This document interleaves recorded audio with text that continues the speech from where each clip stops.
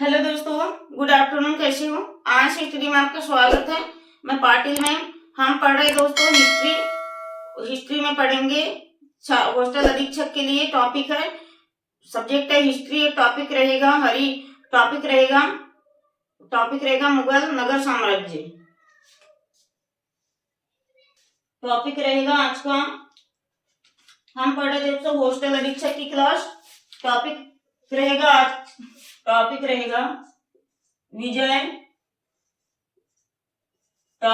आज का विजयनगर साम्राज्य।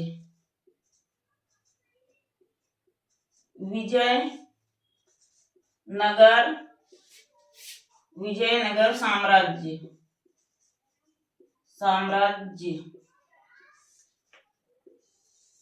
टॉपिक है विजयनगर साम्राज्य। तो इसका कार्यकाल क्या है? 1336। हमने पहले पढ़े थे दोस्तों दिल्ली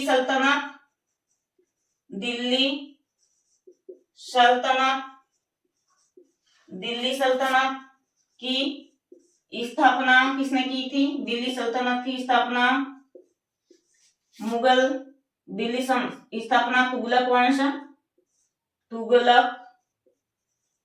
तुगलक वंश कौन था? मोहम्मद बिन कासिम। तुगलक वंश मोहम्मद बिन कासिम।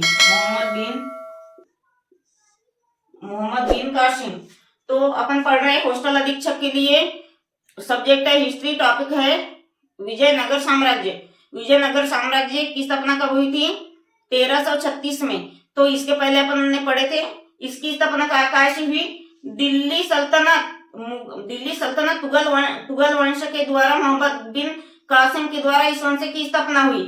तो कभी भी ये देखिए, पिछले चैप्टर से अगला टॉपिक जुड़ा हुआ रहता है। हमने पहले दिल्ली सल्तनत पढ़ लिया है, मोहम्मद बिन कासिम, मोहम्मद बिन तुगलक, ठीक है। तो हमने पहले मोहम्मद गजनी, मोहम्मद गौरी सब पढ़ लिया है दिल्ली सल्तनत के अंतर्गत। तो पहले उसको पढ़िए, जब ये वाला टॉपिक समझ में आएगा। तो आज अपन पढ़ रहे विजयनगर साम्राज्य। तो विजयनगर साम्राज्य की स्थापना कब से होती है? दिल्ली सल्तनत के साम्राज्य स्थापित होने के बाद। तो दिल्ली सल्तनत का साम्राज्य कौन स्थापित करता है दोस्तों? मोहम्मद बिन कासिम। तो अब अपन पढ़ेंगे, क्या पढ़ेंगे अपन? विजयनगर साम्राज्य 1336। तो विजयनगर साम्राज्य 1336 में आपने पहले भी पढ़ लिया होगा। दो भाई रहते, कौन कौन? हरिहर और बुक्का। क्या करते हैं? विजयनगर साम्राज्य के वारंगल के काकतीय राजवंश के प्रेरणादायक एक राजवंश रहते। उनकी प्रेरणा से उन्हें ज्ञान प्राप्त मिलता है। किसके द्वारा? विजयनगर साम्राज्य के वारंगल के काकतीय राजवंश के द्वारा इनको ज्ञान प्राप्त मिलता है। उन्हीं के द्वारा इन लोग शिक्षा प्रदान करते, ज्ञान की प्रेरणा मिलती है। किसके द्वारा? विजयनगर साम्राज्य के काकतीय राजवंश, वारंगल के काकतीय राजवंश के द्वारा। तो इन्हीं के द्वारा इनको ज्ञान प्राप्त होता है। क्या करते इन लोग? और इनके अंतर्गत क्या रहता है? देवराज द्वितीय रहता है। देवराज द्वितीय लिखेंगे, पहले अपन लिखेंगे हरिहर और बुक्का। हरिहर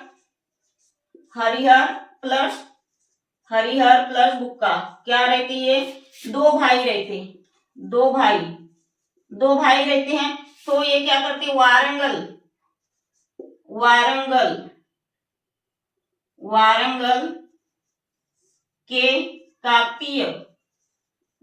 के काकतीय राजवंश रहता।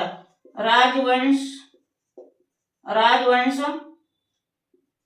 के द्वारा ज्ञान अपन इसको अच्छे से लिखेंगे, सिस्टमेटिक ढंग से अभी समझा रही हूं। ज्ञान प्राप्त करके 1336 में विजयनगर साम्राज्य की स्थापना करता है। और फिर क्या होता है? यही पे और एक शासक रहता है, कौन? देवराज द्वितीय। देवराज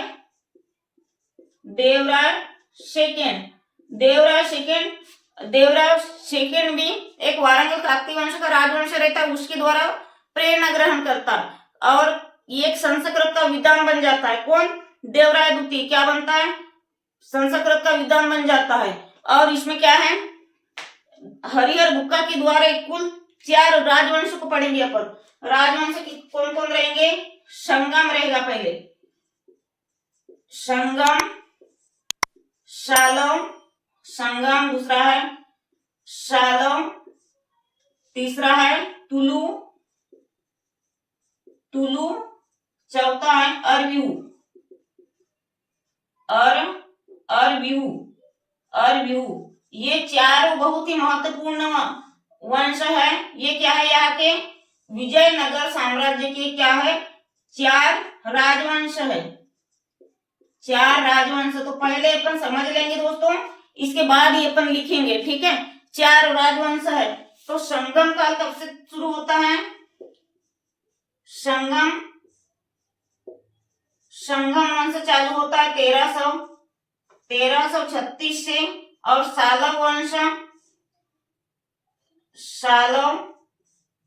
शालव वंश 1336 से 1348 तक रहता है, 1385 तक के रहता है। आ गया इतना समझ में। अपन अभी ऐसी समझ रहे हैं, इसको सिस्टमेटिक ढंग से लिखेंगे भी।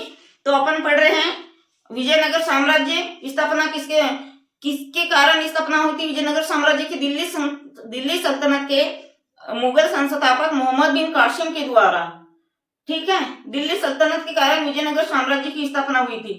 तो किसके द्वारा, मोहम्मद बिन कासिम के द्वारा। इस विजयनगर साम्राज्य अस्तित्व में कब आता है, 1336। तो इसके 2 संस्थापक, 2 सगे भाई रहते, कौन कौन, हरिहर और बुक्का। तो वारंगल के जो काकतीय राजवंश के शासक रहते हैं, उनके द्वारा इन लोग ज्ञान प्राप्त करते हैं। और क्या करते हैं, हरिद्वार में एक नदी रहती है, तो वहां पर विजयनगर साम्राज्य की स्थापना 1336 में दोनों भाई करते। फिर शालव वंश 1336 में शालव वंश बनता है। तो वहां का मुखिया कौन रहता है, वहां का प्रमुख रहता है देवराज द्वितीय। तो देवराज द्वितीय भी क्या करता, शालव वंश के अंतर्गत एक ब्राह्मण राजवंश रहता है। तो उन्हीं की प्रेरणाओं से क्या करता है, संस्कृत का विद्वान बन जाता है, संस्कृत का उद्यम क्या बन जाता है, संस्कृत का ज्ञाता बन जाता है।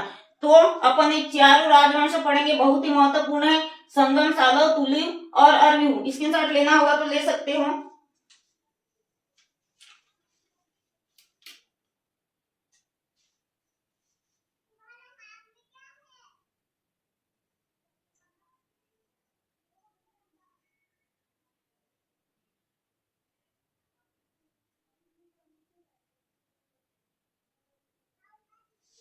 हो गया, बहुत महत्वपूर्ण क्लास है, अच्छे से पढ़िए, अच्छे से समझिए। हॉस्टल अधीक्षक के लिए अपन ये क्लास हॉस्टल अधीक्षक के लिए और वर्ग हिस्ट्री के लिए डिटेल से हमें पढ़ना पड़ेगा, क्योंकि वर्ग हिस्ट्री में भी यहाँ से क्वेश्चन बनेंगे, ठीक है।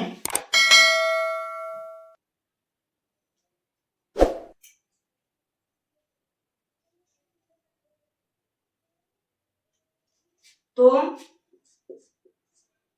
अब लिखेंगे विजयनगर साम्राज्य की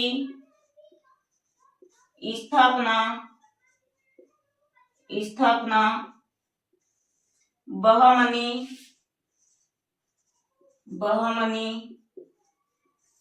राजवंश के द्वारा 1336 में किया गया। दूसरी लाइन में लिखेंगे हरिहर और बुक्का 2 भाई विजयनगर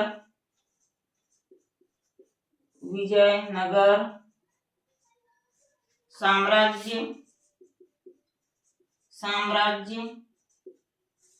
से संबंधित है, से संबंधित है। तीसरा लिखेंगे हरिहर और बुक्का वारंगल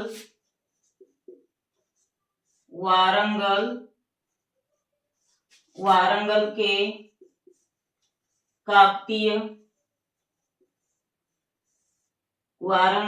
काकतीय वंश की प्रेरणा से आगे बढ़ते हैं। इतना स्क्रीनशॉट ले लीजिए।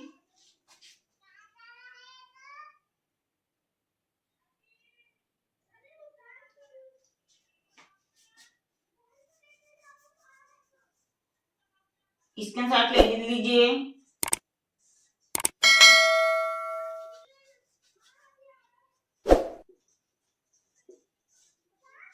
थोड़ा समझ लेते हैं। अपन पढ़े विजयनगर साम्राज्य। तो बहमनी राजवंश के द्वारा 1336 में स्थापना हुई। ये दो भाई रहते, कौन कौन? हरिहर और बुक्का। ठीक है, साम्राज्य संबंधित रहते हैं। हरिहर बुक्का वारंगल, ये बहुत इंपॉर्टेंट है। वारंगल के काकतीय, यहाँ लिख लेंगे शासक। वंश से अच्छा शासक लिखेंगे तो अच्छा रहेगा। शासक, वारंगल के शासक रहते हैं। वारंगल के शासक की सेवा क्या करते हैं? हरिहर और बुक्का वारंगल के शासक की सेवा। वारंगल के शासक कौन रहते? काकतीय शासक रहते वारंगल के। ये बहुत महत्वपूर्ण है। हरिहर और बुक्का वारंगल के काकतीय शासकों की सेवा करके आगे बढ़ते हैं। ठीक है, विजयनगर साम्राज्य स्थापना 1336 में हरिहर और बुक्का ने की थी। इतना तो स्क्रीनशॉट कर लीजिए पहले।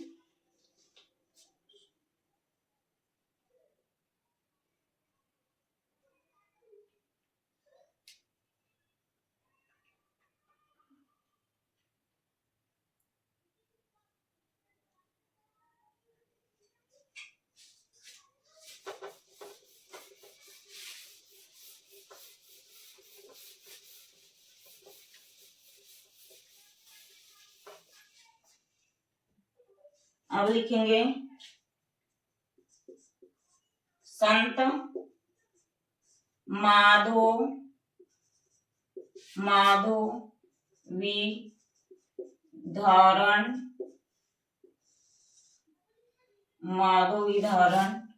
की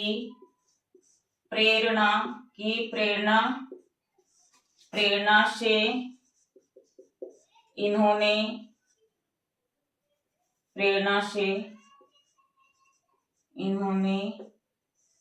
हिंदू धर्म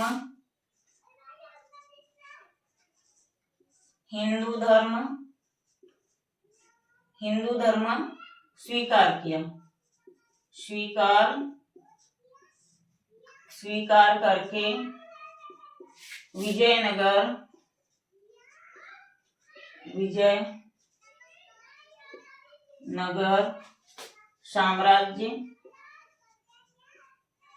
साम्राज्य की स्थापना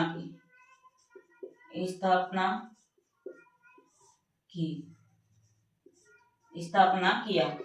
किसकी प्रेरणा से? संत माधवीधरण की प्रेरणा से हरिहर और बुक्का ने कौन सा धर्म स्वीकार किया था दोस्तों? हिंदू धर्म स्वीकार किया था। ये भी लाइन बहुत महत्वपूर्ण है। ठीक है, हिंदू धर्म करने स्वीकार किया था हरिहर और बुक्का ने। ठीक है, यदि समझ में नहीं आता हो तो आप कमेंट से कर सकते हो। दिख रहा है या नहीं स्पष्ट? आपको दिख रहा है? अब लिखेंगे विजयनगर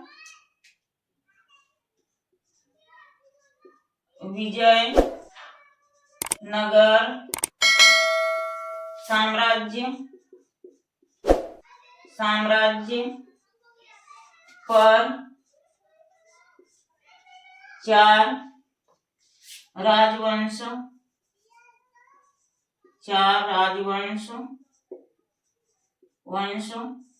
ने शासन किया था।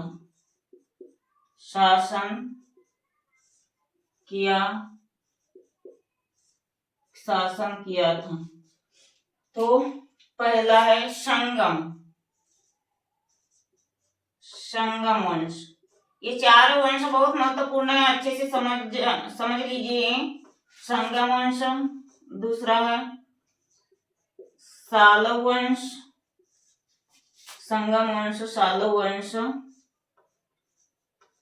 सालव वंश।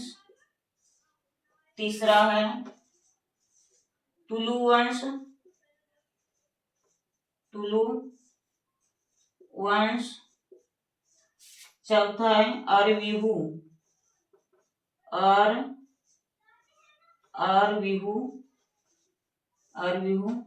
वंश।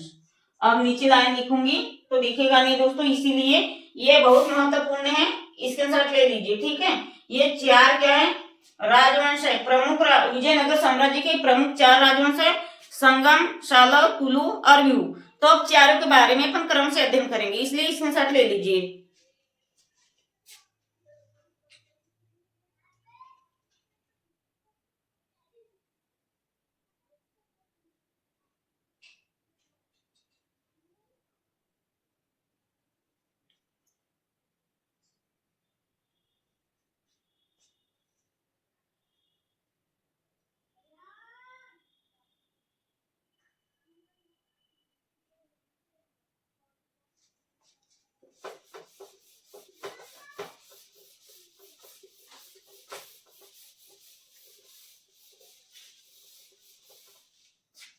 अब लिखेंगे संगम राजवंश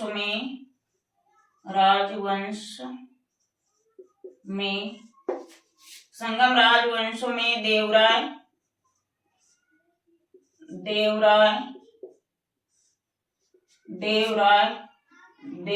द्वितीय प्रमुख,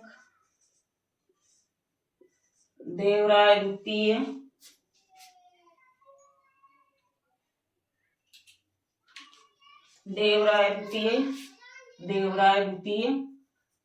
प्रमुख शासन, देवराय द्वितीय प्रमुख शासक प्रणदायक, ऐसा लिखेंगे, प्रणदायक।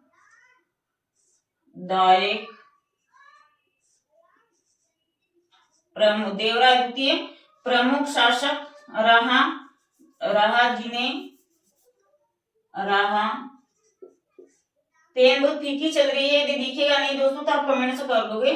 प्रमुख शासक रहा है जिन्हें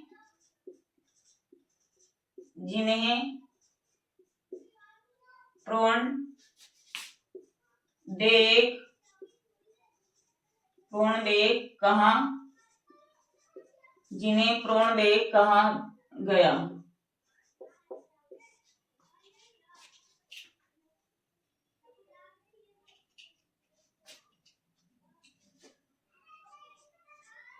इन्हें पेन चेंज कर लेते हैं, दिखता नहीं है।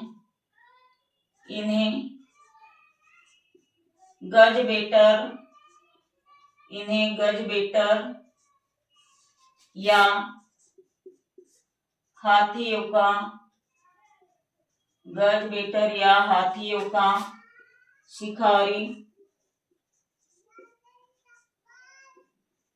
शिकारी भी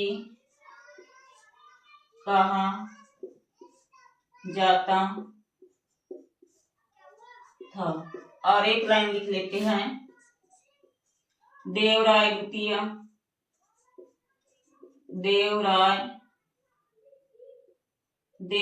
द्वितीय को संस्कृत का अच्छा अच्छा ज्ञान होने के कारण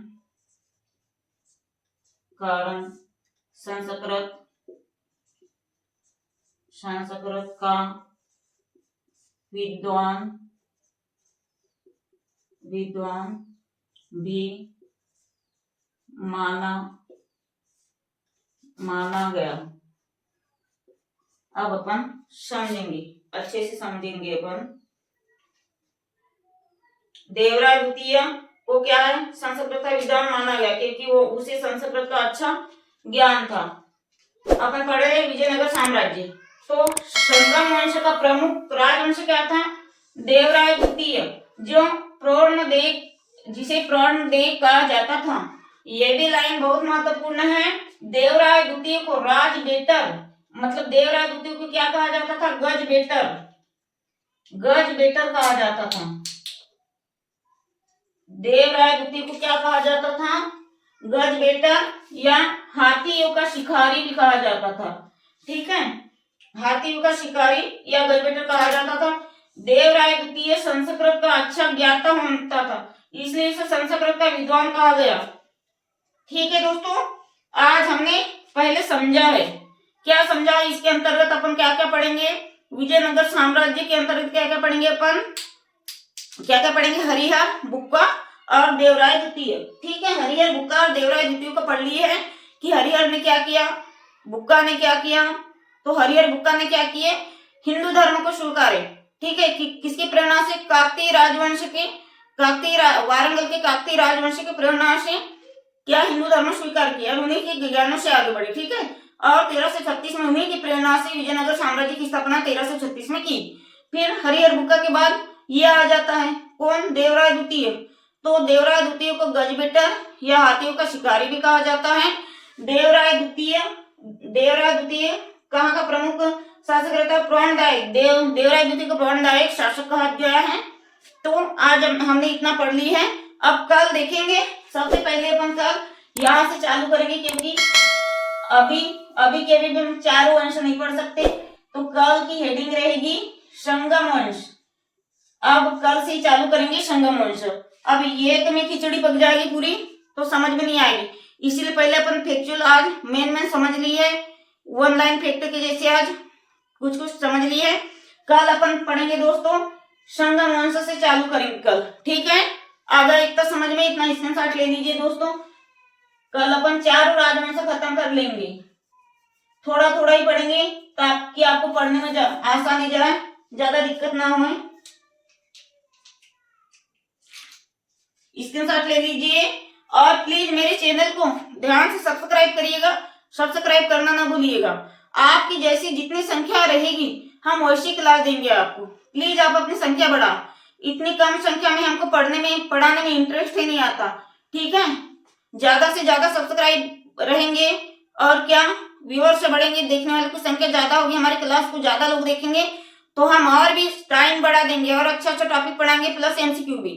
तो प्लीज दोस्तों आपसे मैं कुछ नहीं मांग रही, लेकिन मेरी यह विनती है कि मेरे चैनल को सब्सक्राइब करिए, शेयर करिए, लाइक करिए। ठीक है, ताकि एक दिन में और भी 2-4 लोगों को इकट्ठा करो, अपने फ्रेंड सर्कल में भेजो। बहुत अच्छा कंटेंट दे रही हूँ मैं। ठीक है, और इस महीने के लास्ट तक या अगले महीने में फर्स्ट वीक में आपकी नोटिफिकेशन देखने को मिल सकता है। आज के लिए इतना ही दोस्तों, धन्यवाद, जय हिंद।